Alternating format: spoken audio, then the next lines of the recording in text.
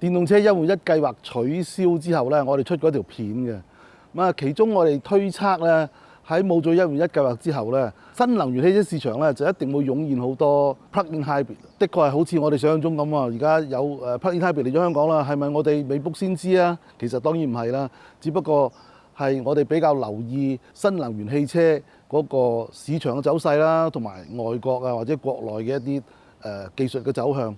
因為我哋香港有個一換一計劃喺度啊嘛，咁由於電動車個價錢太吸引咧，所以大家就未必有興趣去考慮其他嘅種類啦。喺冇咗一換一計劃之後咧，所有嘅新能源汽車公平競爭啊嘛，咁大家就會審視下，plug-in hybrid 原來有佢嘅優勢喺度喎。90年代中期開始咧，大家注意到油耗啊、環保啊、排放啊，於是乎咧，所謂新能源嘅概念咧應運而生啦。咁其中最先湧現咧就係 hybrid 車啦。hybrid 車咧喺引擎最唔好嘅工作狀況咧，我哋全部將佢減咗去嘅，即係話，譬如係怠速啊、停車啊、起步嘅時候咧，有摩打幫手咧，咁就大大咁慳咗油啦嚇。雖然佢仍然係要燒油。咁另外一個諗法咧就係，我直情係零排放啦，我用個大電池，只要我解決咗電池嗰個技術咧，用電池驅摩打返到屋企叉電係零排放。咁呢個咧亦都係另外一個主流。咁但係其實兩者之間咧係有一個空間咧係可以容納一種技術嘅。尤其是當電動車開始流行啦，大家開始用咗幾年之後咧，慢慢發覺咧，原來電動車佢有啲場景咧係咪咁好用嘅？譬如話我要走好長途去偏遠嘅地方，充電唔方便啦。又或者我身處個地方咧，每一年咧係有幾年冬天嘅嚇。咁我又需要 heat 啦，咁都好嘥能源噶嘛。咁同埋電池喺低溫情況之下咧，個表現咧有啲時候都唔係咁理想嘅。咁於是乎咧，大家就諗下喺 hybrid 同埋 BEV 中間咧，其實係咪有啲地方可以落墨嘅咧？其實呢種概念咧，好早有人諗到喎。尤其是嗰啲做開 hybrid 嗰啲車廠咧，就係我個 hybrid 系統，如果我電池再做大啲嘅話，返到屋企可以叉，咁我有少少續航距離增加咗。我個 engine 咪可以用少啲咯，咁所以咧喺 hybrid 出現冇幾耐咧，就有人去做 plug-in hybrid。但係當時咧，大家對於呢樣嘢咧嗰個反應都係麻麻地嘅。個原因就係充電咧就唔係咁流行啊，同埋當時嘅電池技術咧亦都唔係咁叻嘅。你要再整大啲嘅電咧，除咗係重之外咧，仲會貴啊，仲有好多問題。但係直至到電動車出現有發展咗一段時間之後咧，呢個世界就開始改變啦。點解呢？電池就越嚟越高性能啦 ，power density 越嚟越好啦，即係越嚟越細、越嚟越輕啦。充電嘅設施亦都係越嚟越多。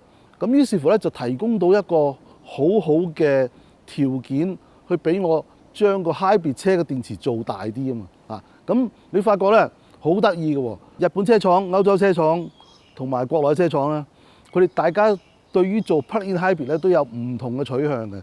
日本人好早之前咧就好強調佢嘅 hybrid 啦，咁然之後所謂 plug-in hybrid 咧，只不過喺佢嘅 hybrid 基礎之下咧，將個電池加大。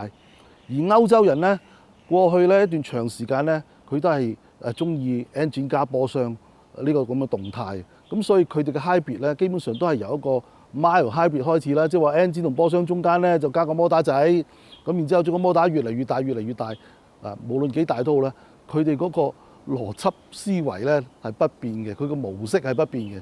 咁因此咧，當佢要做 plug-in hybrid 嘅時候咧，其實都係咁樣嘅，有個 engine，有個波箱，有中間加個摩打，只不過摩打再勁啲，然之後個電池咧就再大啲。但係中國嘅車廠唔一樣啦，因為中國咧係全世界最積極推廣生產同埋應用BEV 純電動車嘅一個國家嚟嘅，所以咧，無論佢嘅電動車嘅生產技術啦、電池嘅製造技術啦，同埋充電設施咧，佢都係發展得非常之快。因此，中國車廠做 plug-in hybrid 咧，就會由純電動車呢個角度出發，然之後咧就將部 engine 放落去，點樣令到呢一部電動車咧係更加好用。今日我身邊一部比亞迪嘅 C-Line 6，佢咧就係一部 plug-in hybrid 嘅車嚟嘅，而佢個系統咧就叫 DMI 系統。我借助呢套系統解釋俾大家聽 plug-in hybrid 個特色喺邊度啊？嗱，比亞迪呢套系統咧叫做 DMI Dual Mode Intelligence。其實咧，佢係一部電動車為基礎啦，即係話有個電池驅動摩打帶動個轆。電池方面咧，由於佢唔係一部純電車嚟嘅 ，Plug-in Hybrid 咧係唔需要咁大電池嘅。咁呢個 size 咧只係18.3度嘅啫。咁由於佢係 Plug-in Hybrid 啊嘛，咁裏面當然有個 Hybrid System 啦。佢 Hybrid System 係點嘅咧？首先佢有一部1.5升嘅 engine 啦，然之後部 engine 後邊咧就駁住一個發電機。呢個接駁咧係駁實嘅，係唔會甩嘅。喺發電機發出嘅電咧，咁啊可以俾電池啦，個電池再可以俾個驅動摩打去驅動個車轆。咁至於佢點樣運作咧？佢喺唔同嘅場景之下咧，有唔同運作方式嘅。第一，譬如佢係有足夠嘅電力嘅時候啦，停車起步咧，佢會用一個純電模式。呢個時候就係電池俾電個摩打，摩打推喐個車轆，就係咁簡單啦。由於佢嗰個電咧係有成18點幾度，當我係插滿咗電去開車嘅話咧，其實係可以行到70-80公里嘅。咁所以咧呢個情況之下咧，其實佢成個操作咧就係等於一部電動車嘅啫。另外，當我哋收油 double brake 嘅時候咧，佢亦都會可以透過個摩打充翻電，俾翻個電池啦。跟住落嚟，我哋講下佢嗰個 hybrid 模式啦。嗱，佢叫做 dual mode 咧，係有原因嘅，因為佢可以串聯，亦都可以並聯嘅。嗱，譬如一個場景就係我個電池唔係滿電嘅嚇，咁當我需要多啲動力去慢慢加速嘅時候咧，呢個時候咧個 engine 係着咗，咁帶動嗰個發電機去俾電去支持個大摩打行車。咁呢一個咧就係大家熟悉嘅串聯 hybrid 啦。另外一個情景就係當我車再快啲嘅時候咧，引擎咧就會有個離合器咧係接合咗齒輪咧去帶動個車轆，而同一時間咧個摩打咧個驅動摩打咧亦都會俾電去幫手啊。咁之後 engine 同個摩打同時出力去推個車轆嘅。咁呢個時候咧就係並聯。通常咧就喺車速比較高啦，需要動力比較多嘅情況之下咧，就會用呢個並聯模式噶啦。仲有一個模式咧就係直驅模式。咁我哋知道內燃機你要達到最佳效率咧，就要兩個條件嘅。第一就係個速度有翻咁上下啦，第二就係個負荷有翻咁上下。滿足到呢兩個條件嘅時候咧，效率最高、最佳嘅使用方法咧就係直接落個轆啦，唔使做咁多嘢。咁喺呢架車上高咧，大約去到80公里左右咧，咁我哋會見到嘅，佢就會 switch 咗去直驅模式嗰度。呢個時候咧，電池唔需要出電嘅，嗰個動力摩打亦都唔需要幫手嘅。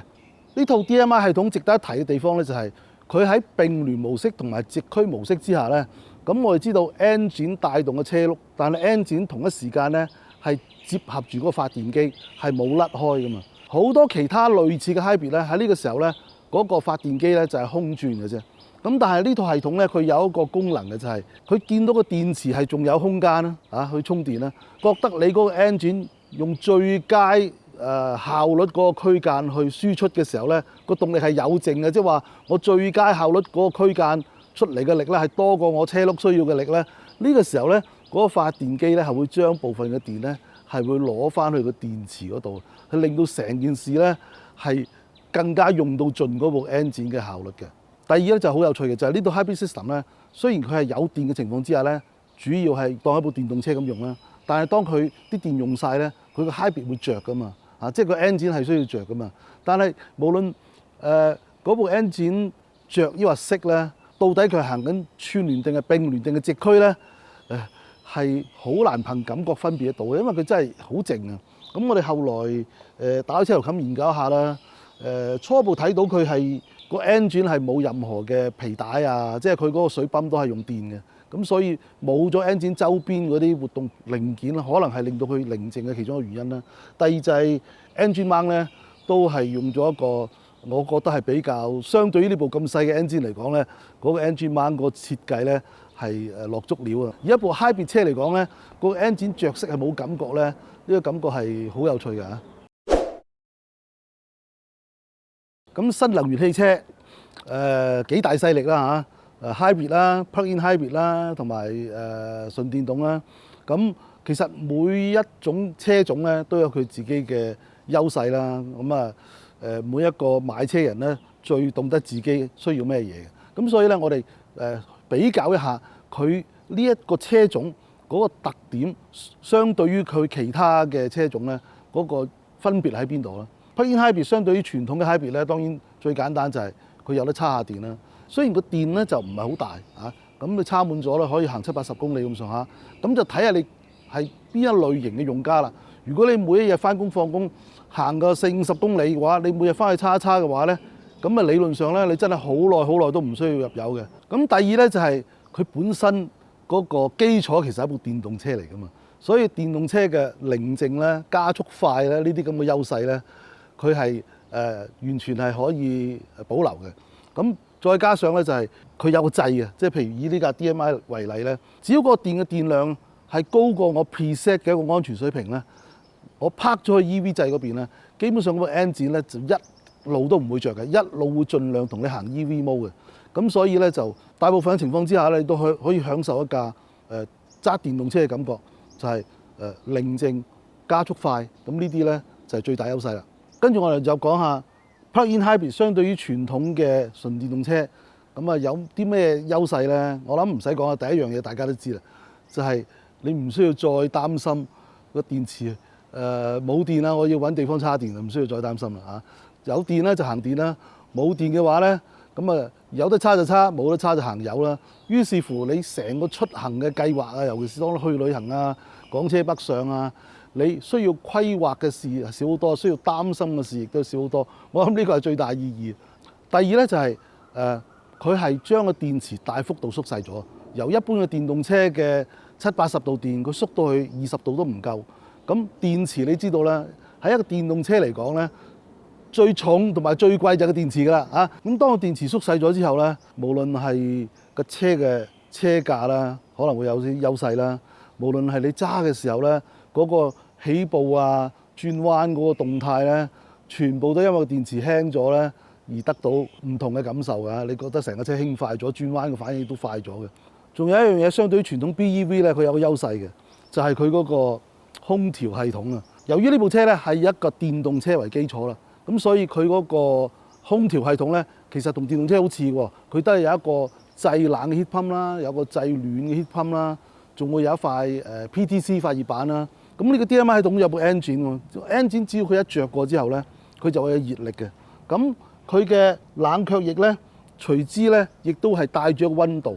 咁喺呢個系統裏邊咧，呢個熱力佢冇嘥到嘅，佢就接咗落去嗰個空調系統裏邊嗰個我哋俗稱熱水蓋個 heater core 嗰度，即係提供呢個熱力嘅。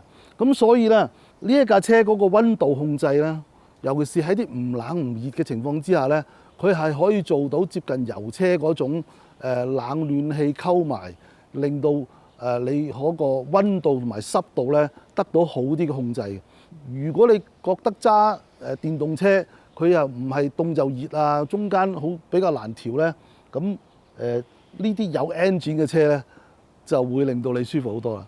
Plug-in hybrid 相對於電動車最大優勢咧就係唔再有里程焦慮啦嚇。譬如以呢架 C-Line 6嘅 DMI 為例咧，官方嘅數字咧就係滿電滿油咧就可以跑1100公里。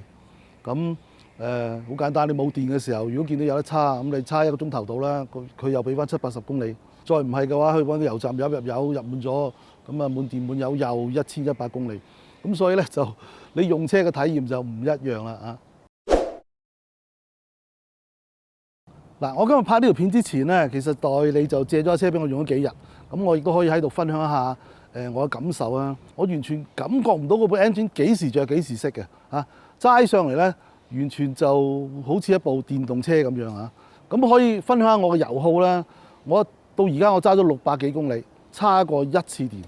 咁我個平均油耗咧，大約每一升就行咗19公里咁上下。咁大家見到我咧冇乜點叉電，都行到每一升19公里啦。咁我建議如果係用 Plug-in hybrid 嘅用家咧，咁你就多啲叉電啦。市面上而家我哋新能源汽車3個最主流嘅產品啦 ，Hybrid、Plug-in hybrid 同埋 BEV， 大家點樣揀咧？其實真係好睇你究竟你嗰個用車習慣啦、充電嘅方便程度啦，你會唔會經常去做長途嘅旅行啊？咁呢啲咁樣嘅選擇咧係非常之個人化嘅。咁我希望大家係揾到自己最適合嘅車種啦。咁我今日介紹呢個以 DMI 做例子去講呢個 Plug-in Hybrid 咧，就差唔多咯喎。咁如果大家喜歡呢條片嘅話咧，不妨多啲 comment、like、share 啊。咁仲有，如果仲未 subscribe 嘅話，記得快啲 subscribe，仲要撳埋個鐘仔，多啲 follow 同埋 like 我哋嘅 Facebook 同埋 Instagram 啊。拜拜。